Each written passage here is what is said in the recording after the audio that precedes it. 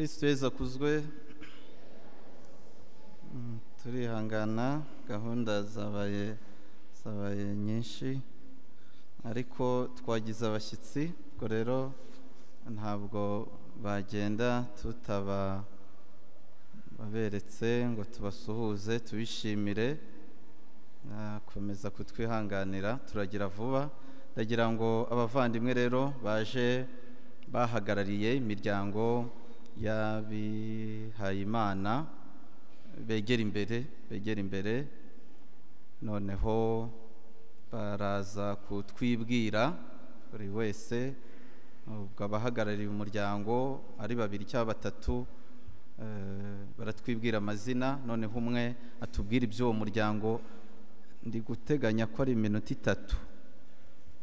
Ubwo rero nyuma y'uko maze kuvuga ko baza hano imbere, nari nzi ko baba bahageze, sinzi uko byagenze.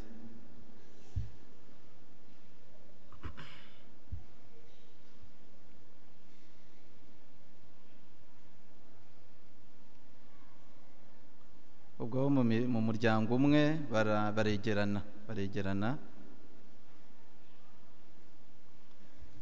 murazamuka hano kuri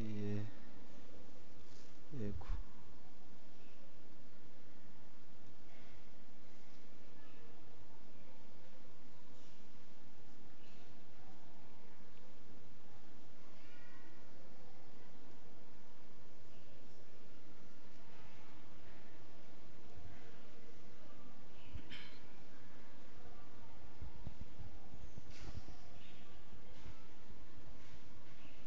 Kore ku buryo nta muryango urajya inyuma y'undi, nibidakunda bamwe bazamuke maze undi muryango ujya imbere. Abo mu muryango umwe bo bashobora umwe kujya inyuma y'undi. Yesu akuzwe. Ufite mikoro rero yahita kwibwira. Kristo Yesu akuzwe. Iteka ryose. Amazina ni Faratiri Muhayimana Isidori. Ndi umufaratiri wo mu muryango w'abamisiyoneri ba Mutagatifu Vincent wa Paulo, uzwi ku izina ry'abamisiyoneri b'Abarazariste. Murakoze.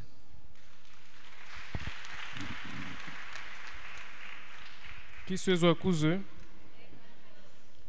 Nitwa Patrice Zirumabagabo, n'umuseminari umuryango w'ubugezabutumwa w'abapadiri b'Abalazariste.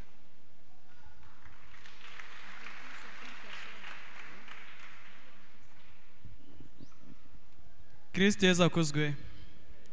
Nk'uko mumaze kubyumva rero, turi abafaratiri bo mu muryango w'abamisiyoneri ba Mutagatifu Vincent wa Paulo, bazwi ku izina ry'Abarazariste. Mu masegonda make rero nashakaga kugira ngo mbabwire iby'uwo muryango wavutse ute, ese ukora iki, n'ubuhe butumwa ufite muri Kiliziya.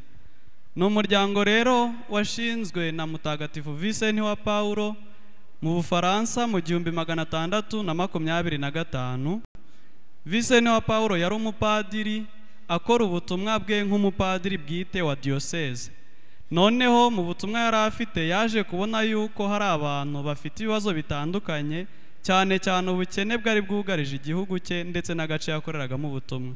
Nibwo rero yabonye ko hakenewe abantu bamufasha mu butumwa, mu gutanga penetensiya, mu kwigisha ivanjiri ndetse no gufasha abandi bantu bafite ibibazo.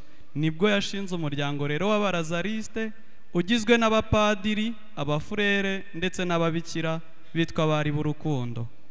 Uwo muryango rero ufite ubutumwa bwo gufasha abakene, ariko impano y'umuryango ni ugukurikira Yesu Kristo wamamaza inkuru nziza mu bakene.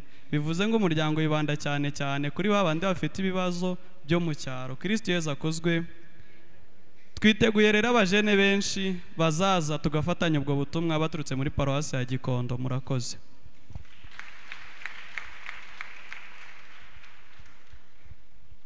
Kristo Yesu akuzwe. Nitwa Seria Delphine Nisingizwe, umubikira w'umuparotine. Nanjye nitwa Seri Immaculate, umubikira w'umuparotine. nkuko tumaze kubivuga turi ababikira b'abaparotine. Wadushinze ni Mutagatifu Vincent Paroti. Nta byinshi muvugaho, Abanyagikondo muramuzi. Gusa icyo navuga umuryango wacu nuko turi bamwe mu rugaga rw'iyamamazabutumwa Gatulika, ukaba ugizwe n'abapadiri, ababikira ndetse n'abarayiki. Intego y'umuryango rero ni ukubyutsa ukwemera, gukongeza urukundo ndetse no guhuza abantu bose muri Kristo. Turafatanya rero abajene bifuza kuza kutwiyungaho, murakaza neza, murakoze. Kristo Yesu akuzwe. Nitwa Seri Maria Goreti Mukakarenda, rumwene bikira. Kristo Yesu akuzwe. Nitwa Maria Goreti Bihoyiki, ntange ndi mwene bikira. Nkuko mubyumvise umuryango wacu witwa Bene Bikira, abana ba Bikira Maria. Niwo muryango wa mbere w'abihaye Imana muri Kiliziya y'u Rwanda, washinzwe na Musenyeri Yohani Yosefu Hiriti. Ni nawe wazanye inkuru nziza muri iki gihugu cyacu. Adushinga rero agira ngo twamamaze inkuru nziza, tubwire abantu ukuri kw'Imana, dufatanya n'abasaseridoti kavukire ngo dufashe abanyarwanda kumenya Imana. Ntaho duhezwa rero, ahantu hose hari umuntu dufite kumuhuza n'Imana. Tukabikora mu mirimo inyuranye, mu kwigisha amashuri y'ingeri zose, mu kuvura abantu, mu gufasha abantu mu bintu byose byabateza imbere. Tubikora mu bihugu binyuranye. Mu Rwanda twavukiye birumvikana, i Burundi, muri Kenya, i Buganda, muri Kongo no mu Butaliyani. Abajeni bumva badufasha kumenyekanisha inkuru nziza, amarembo arakinguye, murakaza neza.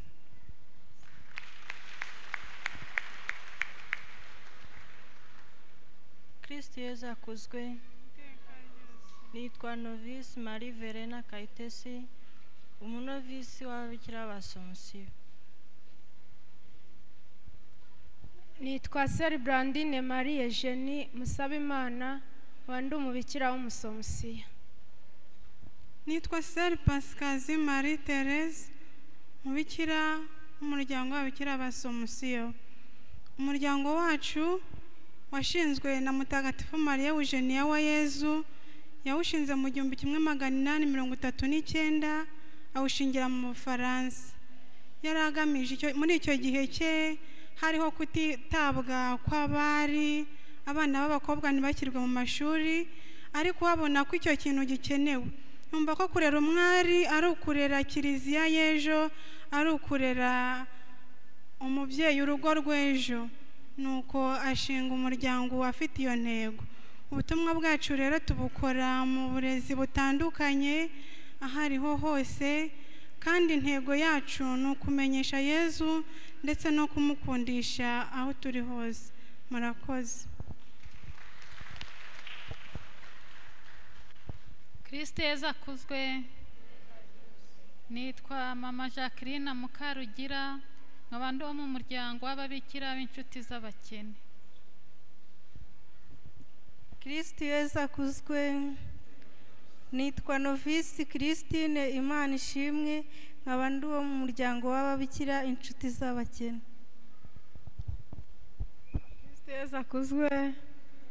Nitwa Sere Esperance Mukandekezi, nk'abandi umuryango w'umubikira w'inshuti z'abakene. Nitwa Seri Beata Umutesi, ndi umubikira mu babikira b'inshuti z'abakene. Kristo Yesu akuzwe. Nitwa Seri Rusiya Mukamurangira, umubikira mu babikira inshuti z'abakene. Nk'uko abavandimwe bandi bagiye babibabwira, umuryango inshuti z'abakene ni umuryango nyarwanda washinzwe n'umubikira wari mu babikira b'Abasomusiyo witwaga Mama Gatarina Genoveva Nduwamariya. Uyu muryango rero inshuti z'abakene yawushinze mu mwaka w'1986. awushinga agamije kugira ngo abawurimo bajye bita ku bakene b'ingeri zose batarobanuye, cyane cyane ba bandi batagira ababitaho, ba bandi badafite ababavugira. Ni umuryango rero ukora ubutumwa butandukanye, kwita ku bana babana n'ubumuga, kwita ku bana babana n'ubwandu, kwita no ku babyeyi babana n'ubwandu bwa sida, no kwita ku basaza n'abakecuru, ndetse no kwigisha imyuga abana b'abakobwa, ndetse n'abandi kubafasha mu bundi buryo bugiye butandukanye, kandi tugakorera ubutumwa no muri kiliziya ubwo ari bwo bwose dusabwe gukora. Ni umuryango rero ufite intego ugenderaho. Intego yacu ni ukugaragariza abakene urukundo n'impuhwe bya Data wa twese. Impano y'umuryango ni ukwiyuhira kuya abadashobora kukiyuhira. Murakoze.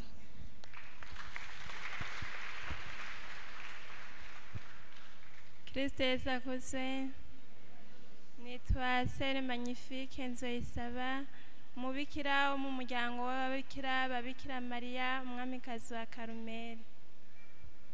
Kristo Yesu akuzwe. Nitwa Sere Konsere Nyirahabimana, nkaba ndi umubikira wabikira Mariya wo ku musozi wa Karumeli. Kristo Yesu akuzwe.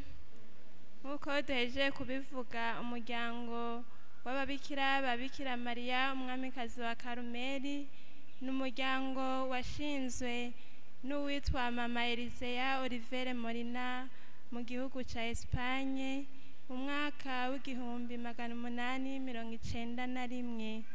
Uwo muryango akaba yarawushinze ashimikiye ku muryango mugari wa Karumeli. Ni ukuvuga ko umuryango wacu uri muri uwo muryango wa Karumeli, aho dukurikiza akaranga butumwa ka Karumeli. Impano y'umuryango wacu ni isengesho ku bana kivandimwe, gukora ubutumwa aho batwohereje hose, tukabikora mu bwicishe bugufi dukura mu ivanjiri. Tukaba turi abamisiyoneri barangurira ubutumwa ku mpande zose z'isi. Tukaba dukora ubutumwa mu burezi, mu buvuzi, n'aho kiliziya itwohereza hose. Murakoze.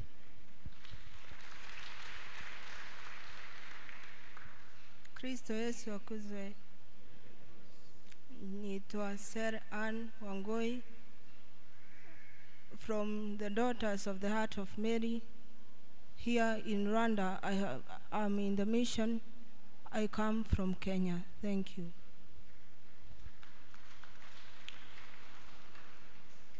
Mugire Yesu na Maria. Nitwa Godebert Nyiransabimana, ndi umubikira w'umuryango w'abari w'umutima wa Mariya. Umuryango w'abari w'umutima wa Mariya washingiwe mu gihugu cy'Ubufaransa mu 1790, igihe hariho revolisiyo y'Abafaransa bamagana abihaye Imana muri icyo gihugu. Umupadiri w'umuyezuwiti witwa Père de Olivier afatanyije n'umukobwa witwaga Maria Adelaide babwirijwe na Roho Mutagatifu, basanze hari ubundi buryo bushoboka bwo kwiyegurira Imana, nta kimenyetso kigaragara inyuma cyabatandukanya n'abandi, cyane cyane ko muri icyo gihe byari ibihe bikomeye kandi kiliziya igomba gukomeza gushinga imizi, igomba no gukomeza kwamamaza inkuru nziza. Nubwo buryo rero umuryango w'abari w'umutima wa Mariya wavutse, ukaba nta kimenyetso ugira kiwuranga inyuma cyawutandukanya n'abandi. Uwo muryango w'abari w'umutima wa Mariya, ubutumwa ukora muri kiliziya ntaho bwihariye, kuko aho batwohereza hose tuba tugomba kujyayo bitewe n'ubuzima rw'abagize uwo muryango. Umuryango w'abari w'umutima wa Mariya rero tubarizwa mu migabane ine y'isi mu bihugu 33, noneho muri Afurika tukaba mu bihugu 6 n'u Rwanda rurimo. Kristo Yesu.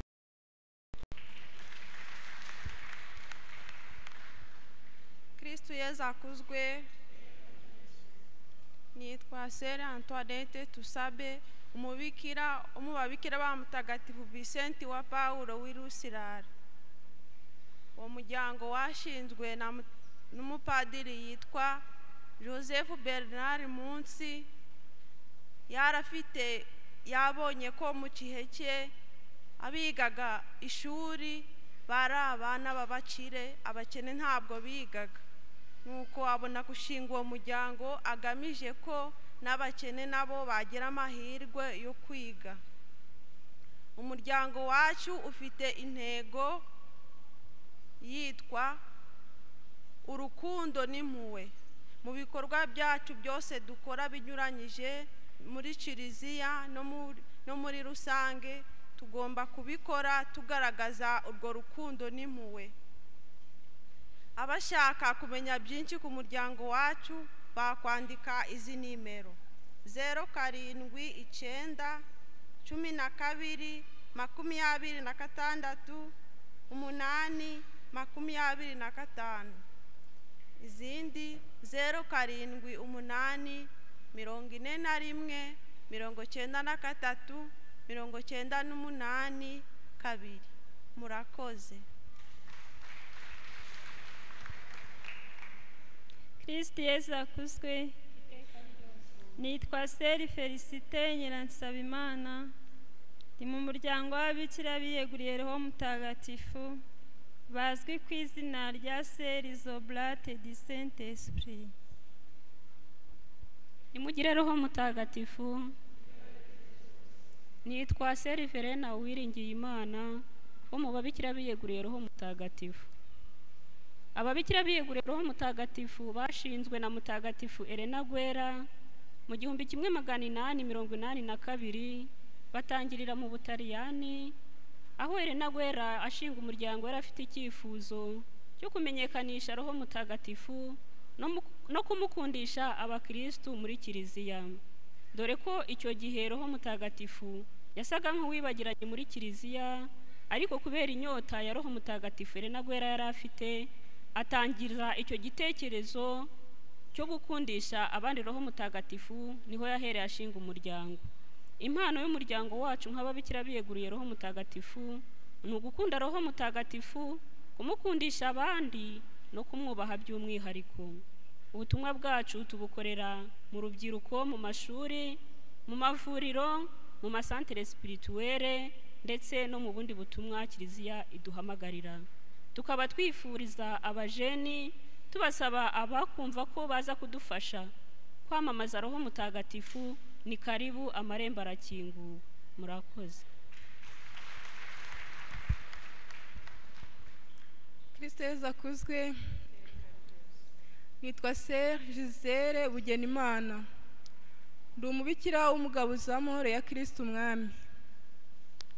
Umuryango w'abagabuzi w'amahoro ya Kristo Umwami washinzwe n'umubikira witwa Mama Maria Speciosa Donata Uwimana Imaye, ni umubikira w'umwene bikira.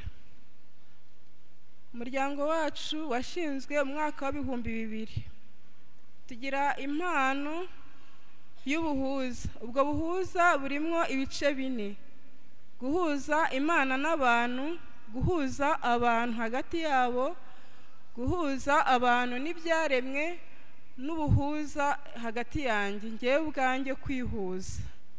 Tugira intego yo kwamamaza ingoma ya Kristo Umwami irangwa n'urukundo, ubutabera, imbabazi n'impuhwe. Tugakora ubutumwa butandukanye, cyane cyane ubutumwa bwo uburezi budaheza. Muri ubwo burezi budaheza tufasha abana, abafite ubumuga n'abandi bana bose muri rusange. Tugakora ubutumwa muri Kiliziya, tugakora n'ubutumwa bwo gutega abantu amatwi. umuryango wacu ntabwo urimo ababikira gusa, harimo n'abafurere. Tubarizwa muri diyoseze zose uretse diyoseze ya Kibungo niyo tutari twageramo, ariko nayo tuzayigeramo. Turahamagarira abajene kuza kudufasha mu muryango w'abagabo z'amahoro ya Kristo Umwami gukora ubutumwa. Kristo Yesu akuzwe.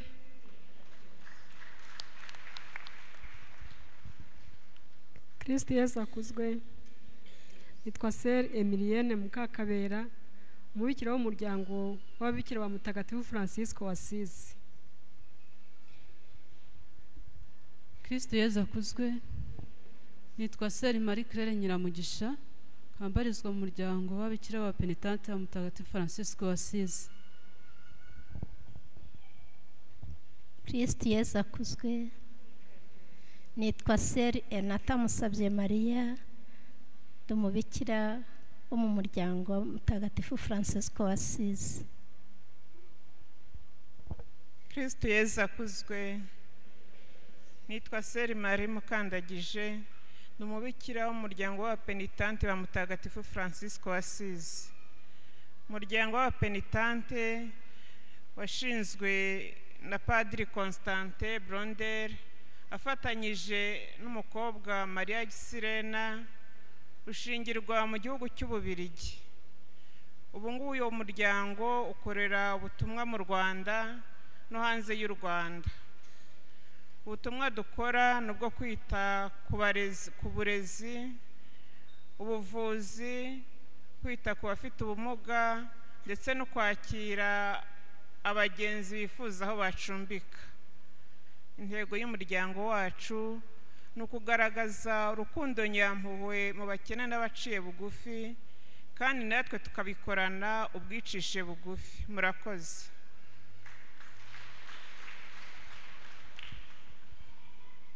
Kristo Yesu akuzwe. Nitwa Joseline Uwanyirigira, ndi umupostirante mu babikira b'abamisiyonari b'umutima mutagatifu wa Yesu n'uwa Mariya. Kristo Yesu akuzwe. Nitwa Marie Muhorakeye, abandi umubikira mu muryango w'abamisiyoneri b'umutima mutagatifu wa Yesu n'uwa Mariya. Ntabwo turi ababikira gusa, turabiyeguriye Imana, ababikira n'abarayiki. Nagira ngo no mu mwanya ndi kuvuga ibintu bike mvuga nabo bigire hino kugira ngo mubabone. Kuvuga umuryango wacu wavukiye muri Espagne, ushingwa n'uwitwa Maria Rafaela, ubu ni umuhire, akaba yaradusigiye rero ubutumwa cyangwa se impano yo kwamamaza urukundo nyampuhwe. Iyo mpano rero ntabwo tuyibamo twenyine, byabaye ngombwa ko tuyisangira n'abarayiki. Abarayiki kugira ngo badufashe kwamamaza urwo rukundo. Ni impano ifasha twebwe nk'abiyegura Imana ndetse namwe nk'abarayiki gusigasira ubukristo bwanyu. Ni impano idufasha gukira, ni impano idufasha kwegera umutima wa Yesu, cyane ko turi abahamya b'urukundo nyampuhwe rw'Imana rwigaragarije mu mutima wa Yesu wahinguranyijwe n'icumu. Urwo rukundo rero tukarwamamaza duhereye mu buzima bwacu bwa buri munsi, mu bikorwa dukora bitandukanye, mu kwigisha, mu kuvura, mu gutega amatwi, mu gutanga imyiherero n'ibindi bitandukanye. Nkaba rero nshishikaza ababa ari urubyiruko, bari abakristo muri hano, abubatsi ingo, ko ni impano idufasha kwegera umutima wa Yesu. Yesu arashaka gukiza isi kandi akayikiza abinjiza mu mutima we wakingujwe icumu. Murakoze.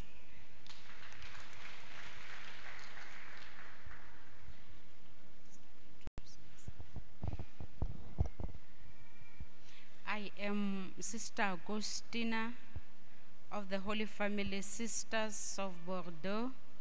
I come from Lesotho. Kristo Yesu akuzwe. Nitwa Marie Chantal Uwimana, nkaba umubikira w'umuryango mutagatifu w'i Bordeaux.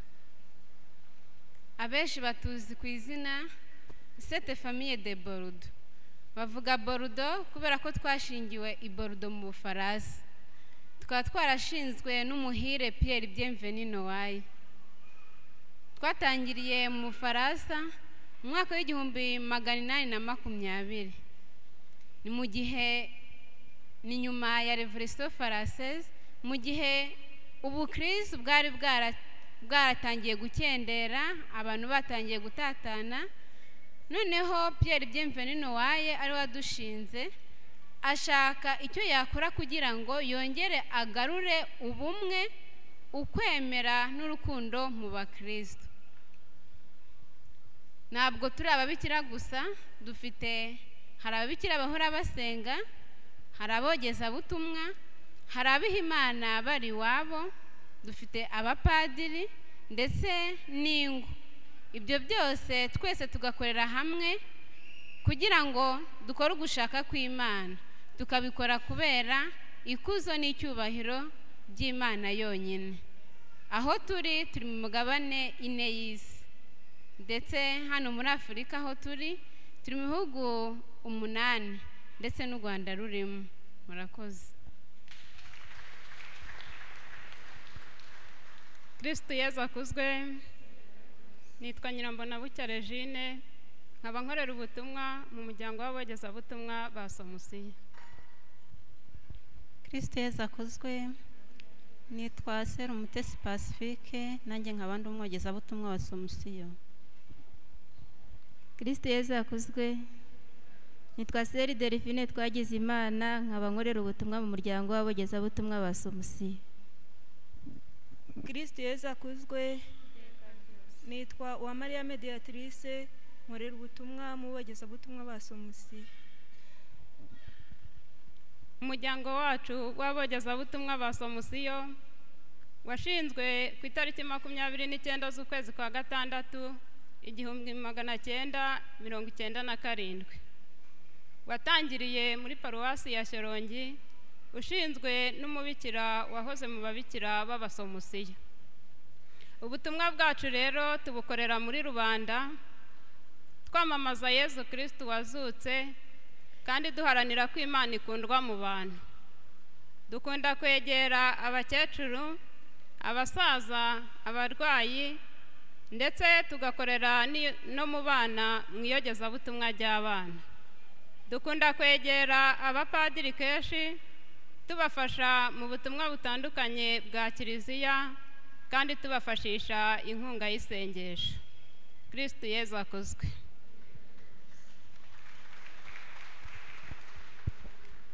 Kristo Yezu akuzwe. Nitwa Seri Goderi Vamusabye Maria, wo mu babikira b'abaja bato muhire Bikira Mariya utasamanywe icyaha.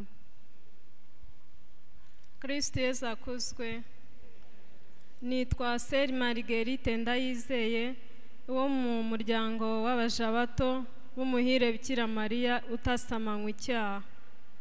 Umuryango wacu washingiwe mu gihugu cya Polonye igihe hariho itotezwa ry'abihaye Imana, niyo mpamvu tutagira umwambaro uturanga. Intego yawo ni ugukunda Mariya tukamukorera mu budahemuka. Impano y'umuryango cyangwa karisme yacu ni ukuba umusemburo aho turi hose. Muzi mwese akamaro k'umusemburo iyo bawushyize mu ifarini uko bigenda. Ubutumwa bwacu tuburangiriza mu mashuri, mu mavuriro, ndetse n'ahandi Kiliziya ishobora kubona ari ngombwa. Kristo Yezu akuzwe. Kristo Yezu akuzwe. Nitwa Beatrice Mukanshimiye, ndi mu muryango w'abarayiki biyeguriye Imana witwa Caritas Christi. Kristo Yezu akuzwe. Nitwa Jacqueline Mukakimenyi, ndi mu muryango wa Caritas Christi, umuryango w'abarayiki biyeguriye Imana. Kristo Yezu akuzwe. Nitwa Genevieve Mukamugema, ndi mu muryango wa Caritas Christi, umuryango w'abarayiki biyeguriye Imana. Umuryango wacu wavukiye mu Bufaransa, ushingwa n'umwari w'umufaransakazi witwa Juliette Morin hamwe n'umupadiri w'umudominikani mu 1937. Umuryango wacu wakira abakobwa biyemeje kudashaka n'abapfakazi biyemeje kongera kudashaka kubera ingoma y'ijuru.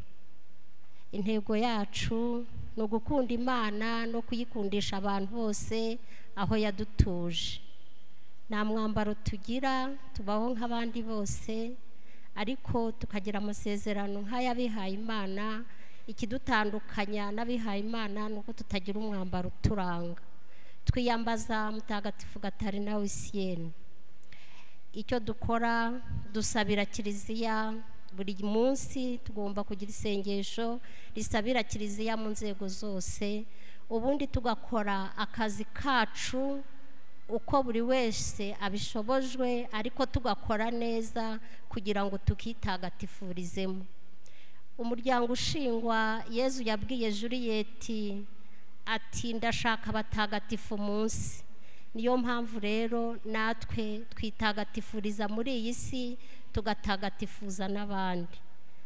Ibindi bisobanuro, tubana n'abasaserdoti na kiliziya. Mwakwegera abasaserdoti bacu bakababwira uko tubayeho. Murakoze. Kristo Yezu akuzwe. Banza aho twageze hari abo twagiye kwihisha hirya batatubona. Ndi frère Bigirimana Jean Bosco. Amazina abantu bashobora kuba bayizi, ndi umuhanzi. Frère Bigirimana, indirimbo kuri Radio Maria bamwe barazizi. Ariko ndi umufrère wo mu muryango w'amashuri abereye Kristo cyangwa frère des écoles chrétiennes. Amashuri yacu akabazwi ku izina rya de la Salle. Tubibyumba muri TTC, tubi muri Académie de la Salle. Muri iyi myaka yavuba muri 2022 twaje hano ku Kicukiro mu ishuri ryitwa Kigali de la Salle, riri hariya muri paruwasi ya Gahanga. Twebwe rero nkuko mu kubyumva no mu izina, ni umuryango w'abihaye Imana b'abarimu, abarezi. Ubutumwa bwacu tubukorera ku ishuri twigisha. Umujene uje iwacu ibyo yaba yarize byose tumwigisha no kuba umwarimu, hanyuma tukajya kwigisha abana ku ishuri. Ngubwo ubutumwa bwacu. Washinze umuryango wacu Jean Baptiste de la Salle, akaba n'umuvugizi ndetse mu ijuru w'abarezi bose. Umurezi wese, umwarimu wese yiyambaza, yisunga Mutagatifu Jean Baptiste de la Salle. Murakoze. Kristo Yezu akuzwe. Nitwa Frère Frodoir Nshozamigo, nkaba ndi mu muryango witwa Abafransisikani b'Intumwa z'Umusaraba w'Ikuzo. Umuryango watangiye mu 1992 ushingwa na Jean Baptiste Sengayiri. Umuryango wavutse kubera amateka y'igihugu cyacu cyanyuzemo. Niyo mpamvu ubutumwa dufite nubwo kwamamaza Yezu Kristo ku musaraba, ariko tugaharanira icyubahiro cy'umuntu. Dukorera rero ubutumwa muri rubanda, twigisha abantu, tubahumuriza kandi tubagaragariza icyizere cyo kubaho. Murakoze.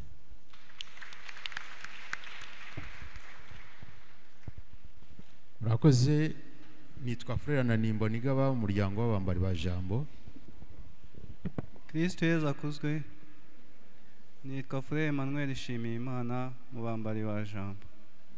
Umuryango w'abambari ba Jambo ni umuryango nyarwanda washinzwe mu 1990, ushingwa n'umupadiri witwa Jean Baptiste Rugengamanzi, ukiriho ugeze mu zabukuru, agakorera ubungubu ubutumwa kuri Saint Michel. Impano y'umuryango ni uguhamya urukundo rw'Imana mu batereranwe. Bimwe mu bikorwa rero ni twita ku basaza batakigira ushobora kubitaho, barererwa indera, tukita ku bana bo mu muhanda i Kabarondo, tukagira rero tukaba no mu burezi rusange ndetse no mu burezi tekinike n'ibindi. Urubyiruko rwumva twafatanya ubutumwa twabazaniye na depuriya yo kumenyeraho andi makuru, kandi no ku barayiki turababwira ko dufite abarayiki biyemeje kudufasha mu butumwa, namwe mwaza tugafatanya guhamya urukundo rw'Imana mu batereranwa. Murakoze. Murakoze. Nitwa Frere Twizerimana Alphonse, mbarizwa mu muryango w'abafrere b'inyigisho za Gikristo cyangwa se Frere de l'Instruction Chrétienne FICE. Murakoze. Kristo Yesu akuzwe. Kuri iyi nshuro nshaka abajene ngo aribo bansubiza. Abajene nimbabwira ngo Kristo Yesu akuzwe, murasubiza iteka ryose mu mitima yacu. Amen. Kristo Yesu akuzwe.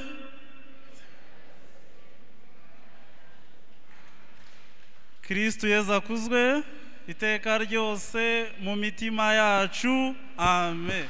Abajene, Kristo Yesu akuzwe mu mitima yacu. Amen. Twongere rimwe. Abajene, Kristo Yesu akuzwe.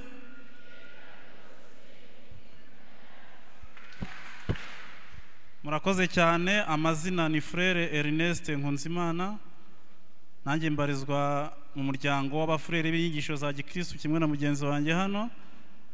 Muribaza impamvu tutambaye kimwe? Icyo kibazo mwakibaza.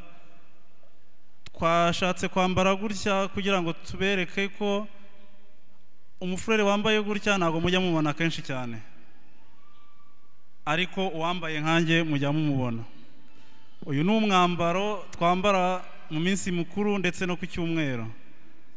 Uyu ni umwambaro twambara mu minsi isanzwe, ariko tukaba dutandukanywa n'abandi n'umusaraba mba nambaye uriho inyuguti ya D na S bivuga DSL cyangwa se Imana yonyine.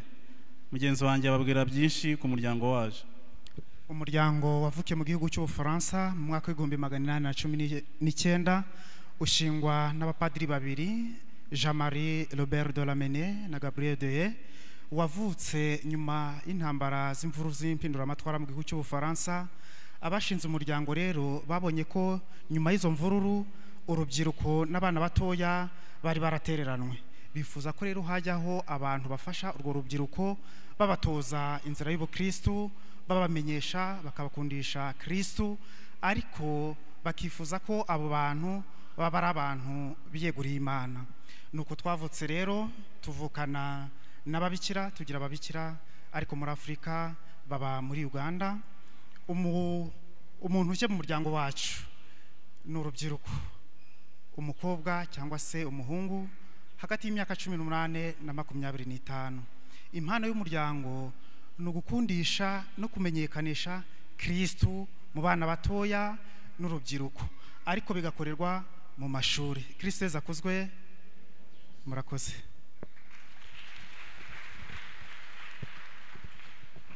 Kristo Yesu akuzwe. Ndagira ngo aho mwicaye mumfashe mbashimire.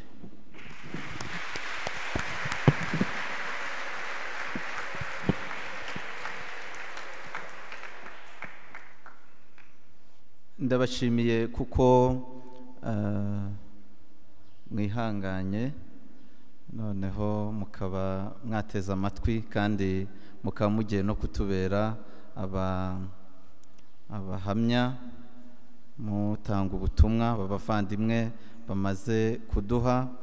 Nyuma y'igitambo cy'Ukarisitiya rero abajene bashobora kuba babaye interese, n'ababyeyi bashobora kubariza abana babo, barabegera hanze, baraba bahari, ubundi babasobanurire byimbitse. Ndumva rero bavandimwe mwamfasha tugashimira aba bavandimwe bamaze kudusangiza.